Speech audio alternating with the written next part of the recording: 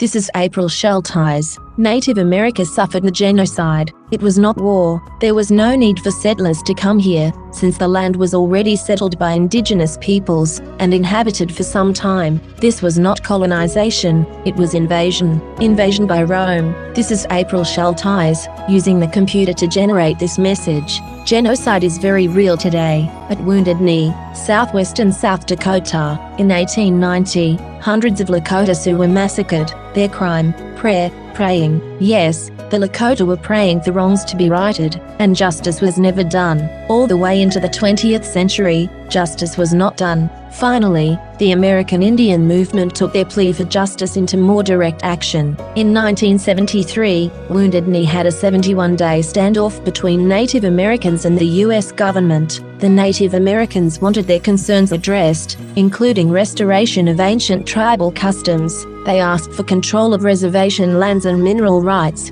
and to determine curriculums in Indian grade schools. They asked for nothing that should have been denied them in the first place. Reportedly, as many as 300 FBI agents and U.S. Marshals were stationed around Wounded Knee. They were armed with M16 rifles and gas masks. The Native Americans were attacked, as if it were a war zone. This was the United States, on land where Native Americans had been horrifically massacred. What was the United States thinking? Why wouldn't they simply peacefully address the Native American concerns? There were 3 deaths reported and more than a dozen injuries. Native American leader Thunderhawk said people need to know about Wounded Knee, and about fighting to get your land back. Land that was stolen. Yes, these lands were stolen from indigenous peoples, by genocide. Why were the stolen lands never returned? This is April Schulthies, using the computer to generate this message. There are basically 2 groups in the world, the godly and the ungodly. Which are you? This is April Schulthies. I was treated like garbage my entire life,